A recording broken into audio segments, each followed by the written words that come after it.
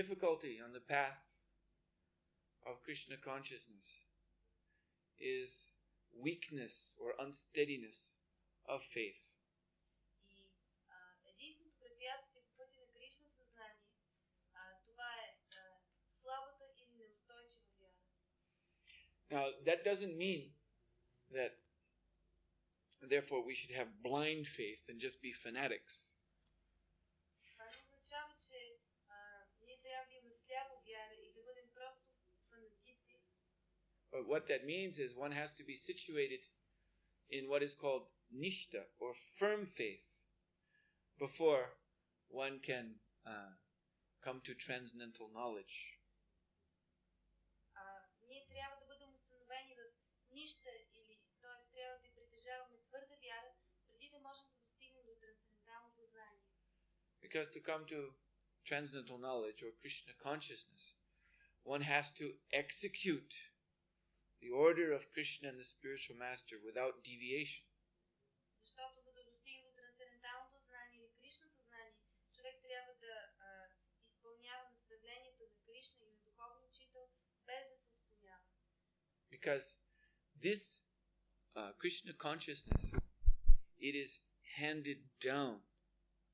You see, it's not like the mystic yoga path where you climb up and attain it, but it is awarded by those who pass the test. Защото Кришна съзнание се предава, то се дава, а не както йогите мистици, които се опитват да си скатерят нагоре. Кришна съзнание се дава на този, който е минал през изпитанията. And so it is awarded to those who show Krishna and the spiritual master. They are firmly situated in the process of devotional service, bhakti yoga. И Кришна съзнание се дарява на тези, които покажат на Кришна и на духовния учител, че са твърдо установени в процес на преданото служение. So there are disturbances, or there can be disturbances in the beginning of Krishna consciousness due to weakness or unsteadiness of faith. В началото може да има притеснения поради слабата и неустойчива вяра. So, a great Vaishnavacharya, Vishwanath Chakravarti Thakur, he is given 6 examples of anishtita bhakti, or anishtita sadhana, the sadhana bhakti which is disturbed by unsteadiness of faith. Един велик вайшнавачаря, Шрила Вишванатха Чакраварти Такура, е дал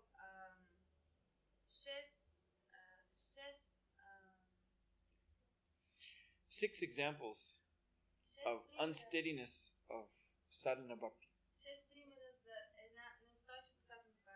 which arises from weak faith.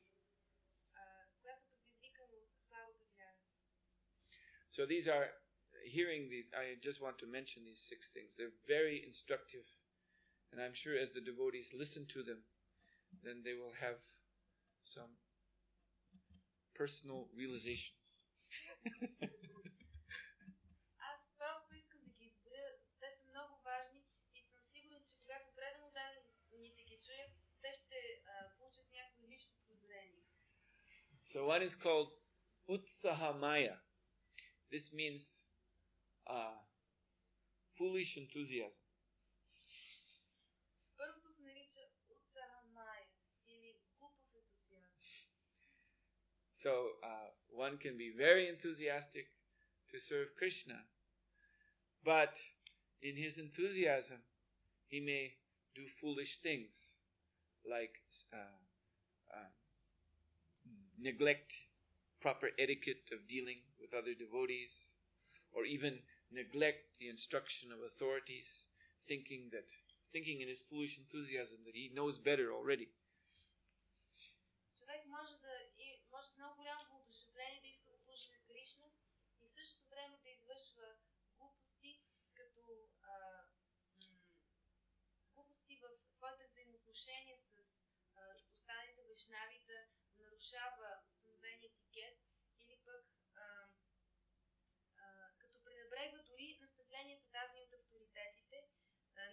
той самия знае по-добре, със своя ентусиазъм мисли, че той самия вече знае по-добре от тях.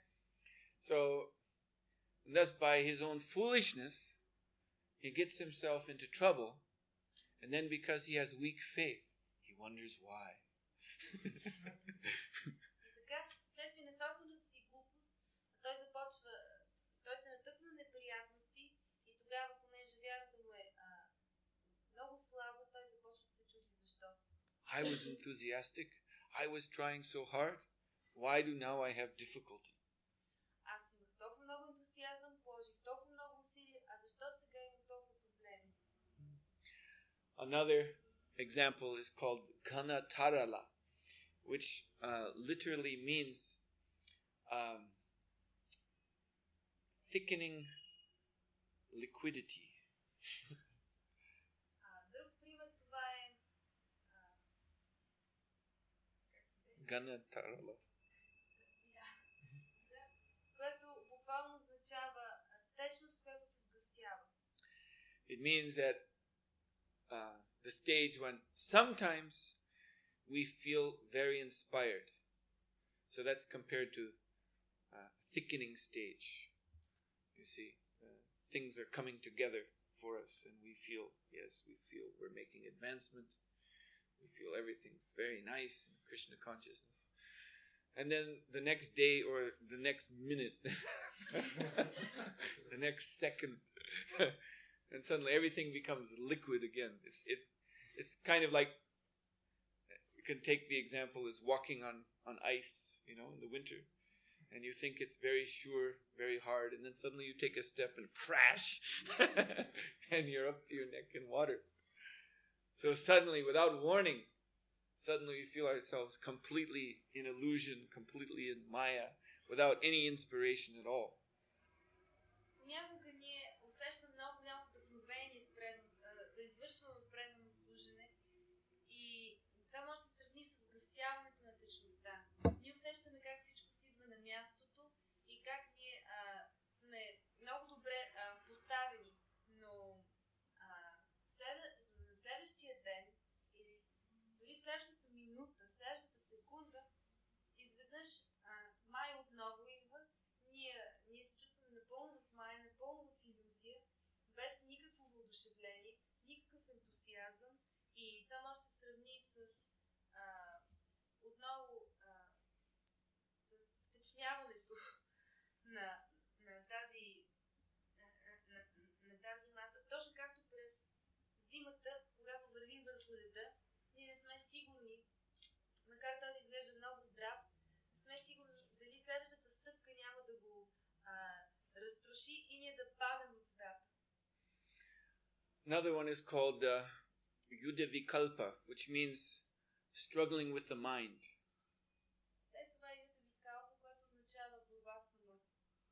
The mind is making so many plans, contradictory plans, and we become bewildered which path to take. Умът крои толкова много планове, които са противоречиви и ние се объркваме, защото не знаем кой път да поемем. And the example that Srila Vishwanath Chakravarti gives an example of this. And it's the example of a person wondering if he should get married or not. A devotee. Devotee is wondering, should I get married or should I remain unmarried? И Шрила Вишванатха Чакраварти Такура дава следния пример. Това е когато човек започне да се чуди, трябва да се ожени или не. В един предан даден, той започва да си мисли, трябва ли сега да се оженя или трябва да остана без да се жени. So it's very interesting because he explains this in detail, the whole mental process. Много интересно, защото той обяснява целият този умствен процес в най-големи подробности. So step by step, he shows how one convinces oneself, yes, I should get married because of this, because of this, because of this. Then he comes to the very end of thinking, yes, I should get married. And then suddenly he thinks, oh, what if I get married? Then there'll be this problem and this problem.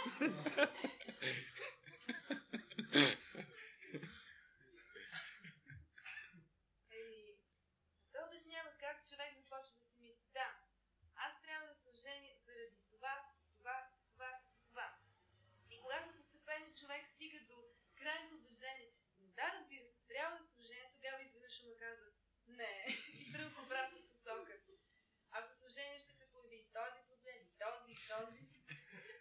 in this way, the mind is just going back and forth. По този начин ума непрекъснато се лута напред-назад. Then sometimes we try to become very determined. След това някога ние се опитваме да станем много решителни. So this is called Vishya Sangra. We want to make a war, or make a stand against sense gratification. Това се нарича Висшия Сангара. Ние се опитваме да обявим война, да предприемем голямо начинание срещу сетивното наслаждение. So then we make a vow. All right, from now on, no more sense gratification. I only eat 1 carrot a day and sleep only 2 hours. И ние тогава приемаме обет. Повече никакво сетивно наслаждение. Днес ще ям само 1 морков на ден. Ще спа само по 2 часа. So then one is very determined for 36 hours. Така, в продължение на 36 часа човек е много решителен. And then he sees the big Maha plate coming out. След това вижда големия поднос Маха Прастад. Как се изнасил. And then he thinks, oh, this is Krishna's prasada. It is offensive not to respect it. И след това казва, ама това е Кришна прасада, ни оскърблението човек не го почита. And then eats everything. И след това изяжда всичко. Goes to sleep for 9 hours. И някой да спи за 9 часа.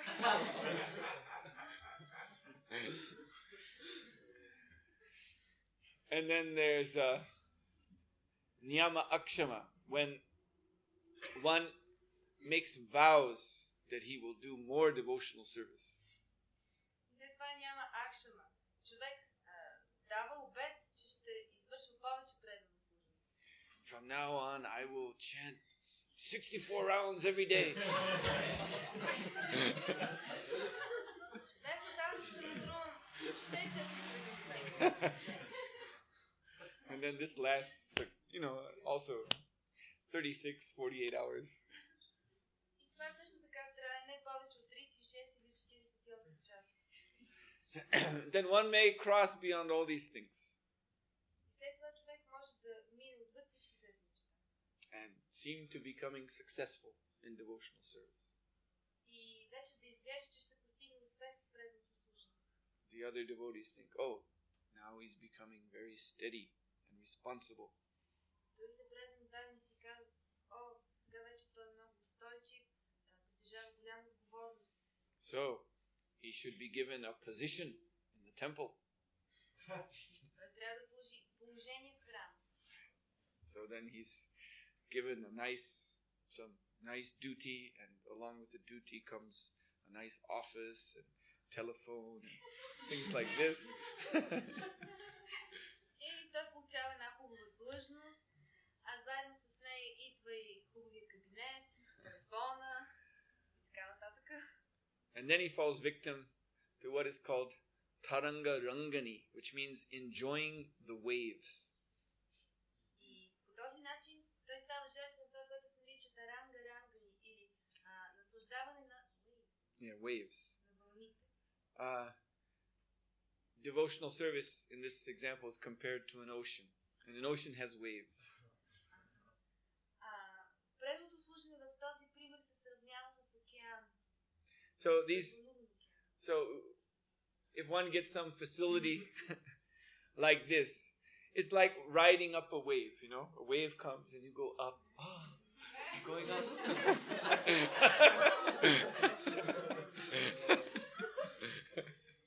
И когато човек получи такава длъжност, това седа да се издигне на гребена на вълната, той си мисли, колко съм високо. But then you go down. След това отново се спуска надолу. So if going up, one has become very attached. Then when one goes down, then one is very distressed again.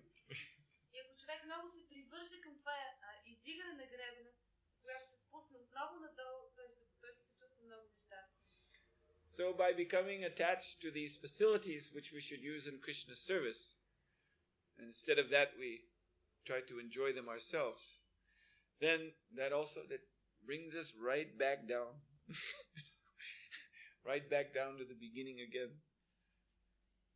И ако ние се привържем към всички тези условия и искаме да им се наслаждаваме, вместо да ги използваме в служенето на Кришна, то това ни спуска отново надолу и ни връща обратно в началото.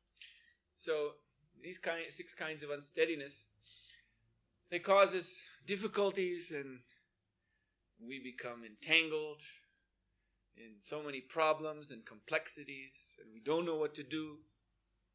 И тези 6 вида неустойчивост ни заплитат във всякакви проблеми, всякакви сложни проблеми, объркват, ние не знаем какво да правим. But there is something to do. Има какво да правим. Srila Prabhupada once had a servant. His name was Aravinda. I remember him very well, because when I was initiated by Srila Prabhupada, then Aravinda at that time was Srila Prabhupada's servant, so I met him, and he told a story about how Srila Prabhupada was giving him very intense engagement. Веднъж Шрила Прабхупада имаше един слуга, който се казваше Аравинда. Аз все още си го спомням много добре, защото когато аз получих посвещение в Шрила Прабхупада, Аравинда по това време беше негов слуга. И той веднъж разказа историята как Шрила Прабхупада му дал една много дал му да извърши една дейност, която изисква много усилия. Srila Prabhupada would give him so many duties to do, one after the other, and then expect them to be done so quickly. And Aravinda, he would get entangled and he would forget things, and in this way Prabhupada was always chastising him. Прабхупада непрекъснато го отрупвал с дейности една след друга, които той трябва да свърши много бързо, и той всичко това много го обърквал, той непрекъснато забравял, и заради това Прабхупада непрекъснато му се карал. So then at once in Srila Prabhupada was chastising him and saying, why you didn't do this, why you didn't do that. And then Aravinda had a kind of mental breakdown. His mind just stopped, and he didn't know anymore what to do, what to say. He was just standing in front of Srila Prabhupada like this, completely stunned. И веднъж, когато Шрила Прабхупада пак му се казва, защо не направил това, защо не направил това, ума на Аравинда изведнъж внезапно спрял. Просто не можел повече, той просто не можел повече да е в състояние да съзнава какво прави, какво трябва да прави, защо трябва да го прави. И той просто нищо не може да каже, само седял пред Шрила Прабхупада в състояние на пълно изумление. And then, seeing this, Srila Prabhupada suddenly smiled, and he picked up some kartals, and he began to chant, Hare Krishna, Hare Krishna. Srila Prabhupada was chanting and dancing.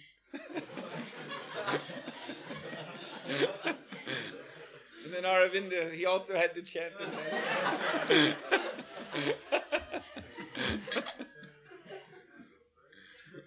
Тогава Шрила Прабхупада се усмихнал, взел той картали, започна да свири с тях и да пее Харе Кришна, и тогава Аравинда също трябвало да пее Харе Кришна. Once someone asked Srila Prabhupada, what is the instrument for measuring spiritual ecstasy? Веднъж някой бе попитал Шрила Прабхупада, с какъв инструмент може да се, с какъв уред може да се измери духовния екстаз. Srila Prabhupada said it's the kartal. Шрила Прабхупада казва, това са карталите.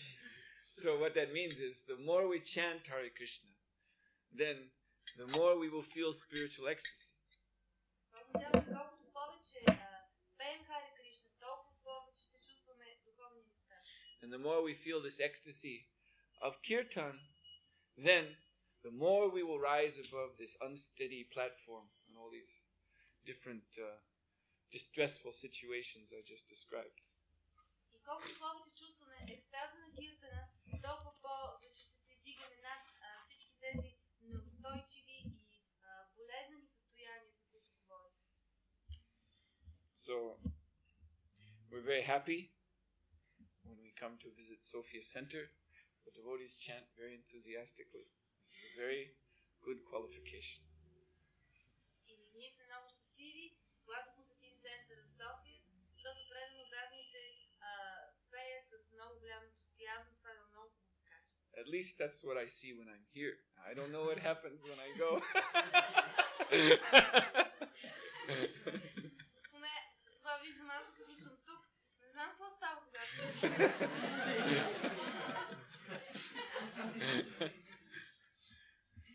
But we should always keep this in mind, that if there are problems, if we do feel ourselves being pushed under the material energy, then this is the solution, very easy. Here is the instrument for measuring, counting the spiritual energy, spiritual ecstasy, and we should simply chant. Ние винаги трябва да помним, винаги трябва да имаме предвид това, че всеки път, когато се окажем под натиска на магната енергия, имаме на разположение уреда, който измерва духовния екстаз. So, okay, there's a little time. If you have 2 questions, because we have a meeting. I have to have a meeting with some devotees after this class. And so we don't have that much time. But we have time for 2 questions. Имам време за 2 въпроса, защото след това ще имам среща с някои преданни дадени.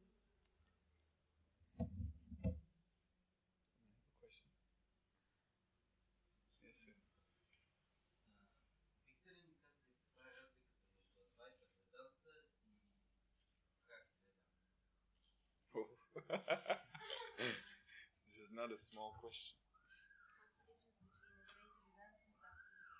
Yes. So such a question like this, this question has been debated on for thousands of years. Това не е малък въпрос. Този въпрос е бил обсъждан в продължение на хиляди години. There are many commentaries written on Vedanta Sutra giving both sides, what is Advaita and what is Bhakti. Има много коментари върху Веданта Сутра, които обясняват и двете страни, какво е Адвейта, какво е Бхакти. But in a nutshell, the Advaitists, they say the absolute truth is impersonal oneness. Накратко, привържениците на Адвейта твърдят, че абсолютната истина е безличностната еднаквост. They take it the word Advaita means that there are no differences or distinctions in the Supreme. Те приемат, че думата Адвейта означава, че в Върховния няма никакви разграничения, няма нищо отличително. So there can't be any name, form, quality, activity, anything like that in the Supreme Truth. И върховната истина не може да притежава нищо като име, форма, качества. Now, the Vaishnavas, the Bhaktas, they counter this argument. Вайшнавите, бхактите опровергават този довод. By saying that the word Advaita means literally not two. Като казват, че думата Адвейта буквално означава не две. And in the Upanishads you find the statement Eka Brahma Dvitiya Nashti, means that Brahma, or the Supreme Truth, God, is one There is not another supreme truth. В Упанишадите се казва, че Браман или Върховният Бог е един, а Върховната истина е една, няма две върховни истини. So, we devotees, we say, yes, there's one God, Krishna. И ние преданно казваме, да, има само един Бог, Кришна. So, this is the difference in a nutshell. Това е накратко разлика. There are many, many other things that could be said. Могат да се кажат още много неща. Finally, we should understand the real purpose of this Advaita Vedanta philosophy. В крайна сметка ние трябва да разберем каква е истинската цел на тази философия, Адвайта Веданта. Actually, I explained that the other night. It was propounded by Shankaracharya. Аз обясних това миналата вечер. Тя е била проповядана от Шанкарачаря. For the purpose of lifting the people of India, or many people of India, who had taken to Buddhism. За да могат да се издигнат хората или поне много от хората в Индия, които са били възприели будизма. So Buddhist philosophy is voidism. Буддийската философия е философия на пустотата. Buddhism declares that the world is illusion and that truth is emptiness, shunya. Буддистите твърдят, че светът е илюзия, а истината е шуня или празнота, пустота. So it's a philosophy of complete negation. Това е една философия на пълното отрицание. So Shankaracharya came to add something more. He said, beyond Maya, beyond the illusion of this world, there is Brahman. There is the spiritual existence. It is not simply shunya or void. Шанкарачаря е дошъл за да добави нещо. Той казва, че отвъд Майя, отвъд тази илюзия се намира безличностния Браман, така че не съществува само тази илюзия. Now, Shankaracharya, he's the avatar of Lord Shiva, so we have all respects to him. Шанкарачаря е аватара на Бог Шива и ние изпитваме към него пълно уважение. And his teaching was, it's like a emergency provision. Emergency provision. It means there was a problem and he came to solve the problem in an emergency way. И неговото учение било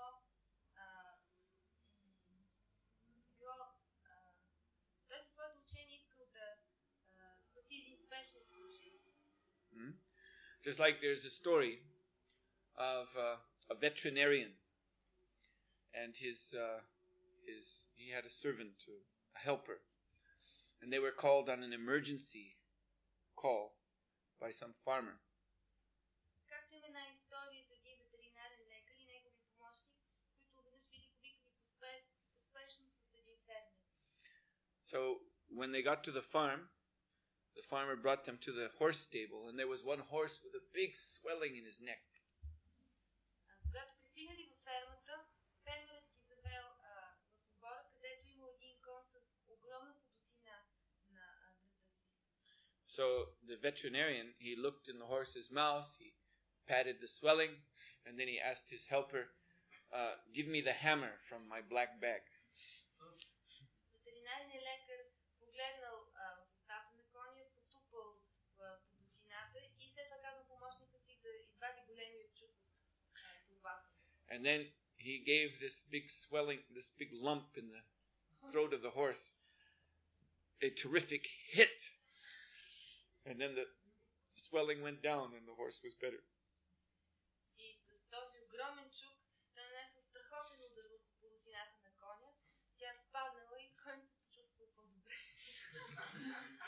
So, a little later, this helper, he decided that he'd learned so much about caring for animals from the veterinarian that he would go into business for himself. И не след дълго помощникът помислил, че той вече знае достатъчно за лекуването на животни и може да започне своя собствена кариера. So, after some time passed, the veterinarian began to receive some complaints that this former servant of yours, he's killing horses by beating them with hammer.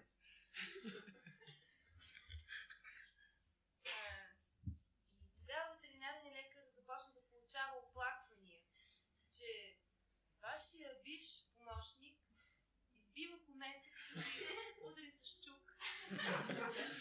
So then the veterinarian went to see him. What are you doing? And the man explained, I'm doing what I saw you do. I'm called to cure horses. They have some problem in the neck. I hit with a hammer. You did it, and the horse was cured.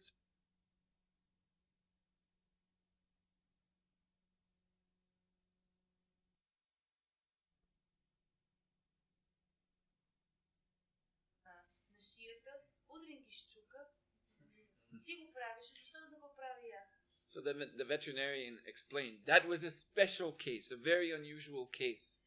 Somehow or other, that horse had swallowed a watermelon. So I hit the watermelon with a hammer and broke it, and it all went down his throat. But it doesn't mean that every horse with a swollen neck you treat the same way. That was a very special case. Много особен случай, един много рядък случай. Този кон по някакъв начин беше глътнал цяла диня и аз с чука ударих динята, тя се разчупи и той можа така да я погълне и така се излекува, но означава, че всички коне, които имат болки в шията, са погълнали динята. So, Sripad Shankaracharya, he was dealing with a very special situation. Therefore, he taught that philosophy. So we have no problem with that. But the Vaishnavas challenge those who foolishly imitate him down to the present day. Sripad Shankaracharya трябва да се занимае с една много особена ситуация, която изисква спешни, да се вземат спешни мерки. И ние като вайшнави нямам нищо против това, но ние предизвикваме отправим предизвикателство към тези, които се опитват да му подражават и до ден днешен. So Shankaracharya, although he taught this Advaita Vedanta or Mayavadi philosophy, at the same time he wrote Bhajagovinda, Bhajagovinda, Bhajagovinda, Mudhamate, Prapti Sanhite, Kalu, Nahi Nahi Rakshati Dukrin Karane, which means, you fools and rascals, you will never attain the supreme truth by juggling Sanskrit grammar. You should just worship Govinda, worship Govinda, worship Govinda. И макар че той разпространява тази философия, Адвейта Веданта, той в същото време казвал Баджа Говинда, Баджа Говинда, Баджа Говинда и така нататък, което вие глупаци и негодници никога няма да постигнете върховната истина, като просто си играете с санскритската граматика. Вие трябва да обожавате Говинда, да обожавате Говинда и да обожавате Говинда.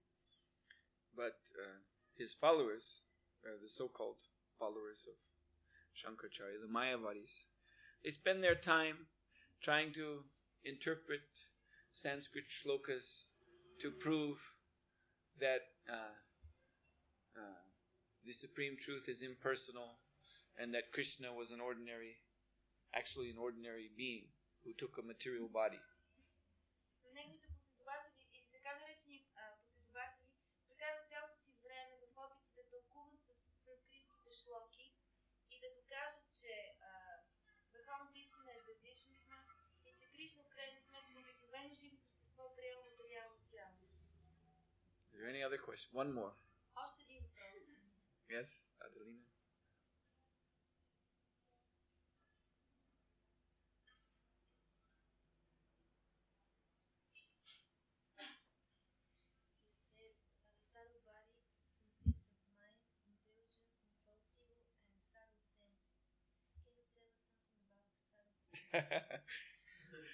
The translator asked this question also a little while ago. Yes, so the subtle body, it has senses. Финното тяло има сетива. This body consisting mind, intelligence, false ego, it also has power of seeing and hearing and tasting and smelling, all of this. Финното тяло, което се състои от ум, интелигентност и лъжливо его, също притежава способността да слуша, да вижда, да усеща вкус, всички сетивни възприятия. When we are embodied in a gross body, then these subtle senses are connected with the gross sense organs. Когато ние сме въплътени в грубо материално тяло, тогава тези фини сетива са свързани с грубите сетивни органи. And thus we perceive this gross matter in a very gross way. И в този начин ние възприемаме тази груба материя по един много груб начин. Now, if the subtle body becomes separated from this gross body, then we actually perceive things much better. We have very heightened perception. Ако финото тяло се отдели от грубото материално тяло, то тогава всъщност ние ще възприемаме нещата много по-добре. Ние ще имаме едно много по-разширено възприятие. There are quite a number of people who have this experience. Some of them like this near-death experience, but also there's what is known as astral traveling. Some people can at will disconnect their subtle body from the gross body and they go flying around in the subtle body. Има редица хора, които са преживели това. Например, това са така наречените тези случаи, когато човек е почти в състояние на смърт, и също така и тези астрални пътешествия, когато човек може всеки един момент да се отдели от грубото си материално тяло и да пътешестви с космоса, с финото си тяло. So, but even this heightened perception is nothing compared to the perceptions of the yogis, the mystic yogis, who actually purify their subtle body. Но дори това извисено възприятие не може да се сравни с възприятието, което постигат йогите мистици, пречиствайки финото си тяло. In Sanskrit, the ordinary subtle body is called linga sharira, but when it is purified by austerity and yoga and becomes full of mystic power, then it is called the karana deha, or the mystic body. На санскритски финото тяло се нарича линга шарира, но когато то се пречисти чрез отречение и йога и се изпълни с мистични сили, то тогава се нарича карана деха или мистично тяло. And then one's senses are very, very powerful. One has, for instance, that Prapti Siddhi. Madhavendra Puri explained that this morning. You can reach out your hand and pick a fruit from another planet without, just here, sitting here, reach out your hand and suddenly there's a fruit from another planet and you can eat it. Тогава сетивата стават много силни и тогава всъщност човек постига тези мистични сили, например прапти сили, за която Мадhavendra Puri говори сутринта, как човек може да протегне ръка и да откъсне плод от някаква друга планета. Както си седи тук, просто протяга ръка и същия миг в нея се появява плод от друга планета и той го изяжда. But these sensory powers are also nothing compared to the sensory powers of the spiritual body, the Siddha Deha. Но тези сили на сетивата пак са нищо в сравнение с могъществото, което притежават сетивата на духовното тяло, Siddha Deha. Because with the senses of the Siddha Deha, you can see Krishna. Защото с сетивата на Siddha Deha вие можете да видите Кришна. And you can speak with Krishna, and you can play with Krishna. Да говорите с Кришна, да играете с Кришна. So that is actually the real purpose of our senses. The senses are originally spiritual, but they become covered by subtle and gross matter. И това е всъщност истинското предназначение, истинската природа на нашите сетива. Те са по природа са духовни, но са покрити от фина и груба материя. So we purify these senses by the process of bhakti yoga. И с процеса на бхакти йога ние пречистваме тези сетива. And gradually this spiritual body manifests as the devotee in his devotional service is experiencing more and more ecstasy of Krishna consciousness. И постепенно това духовно тяло се проявява, колкото повече предано отдадения усеща екстаза на преданото служение. As this steadiness, this ecstasy becomes steady and steadily increases, then you can know that the spiritual senses are manifesting more and more. Когато този екстаз стане устойчив и устойчиво нараства, то тогава може да знаете, че духовното тяло започва да се проявява все повече и повече. Because that's the business of the spiritual senses, to experience ecstasy. That's what they're for. And that ecstasy is Krishna. Защото това е работата на духовните сетива. Те са предназначени за това, да усещат екстаз, а този екстаз е Кришна. And then one day the ecstasy gets so intense that the material world disappears. И един ден този екстаз става толкова силен, че материалният свят изчезва. One finds oneself in Vrindavan. Изведнъж човек се оказва в Вриндавана. This is a fact. Bhaktivinoda Thakur has actually described like this. Това наистина е така. Бхактивинода Такура е описал това.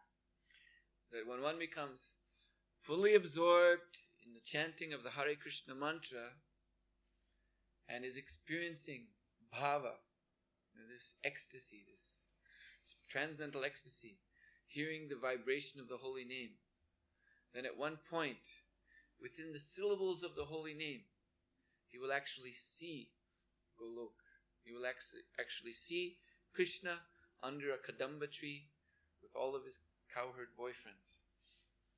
Той каза, че когато човек се потопи напълно в мантруването на святото име на Бога и усеща бава този екстаз, то един ден между стричките на святото име той ще види Голока, ще види Кришна, седнат под едно дърво кадамба, заедно със своите приятели пастирчетата. And then that vision will fade away, and one is back chanting japa, and then one chants more Hare Krishna, Hare Krishna. And then again the consciousness goes back, and for some time it's back and forth, and then finally you just stay. След това видение избледнява и тогава човек започва още по-настоятелно да мантрува Харе Кришна, Харе Кришна. И след това съзнание отново се връща, после пак се отива, пак се връща, в един момент остава за винаги. Харе Кришна! Харе Кришна! Шрила Прабхупад ки джай!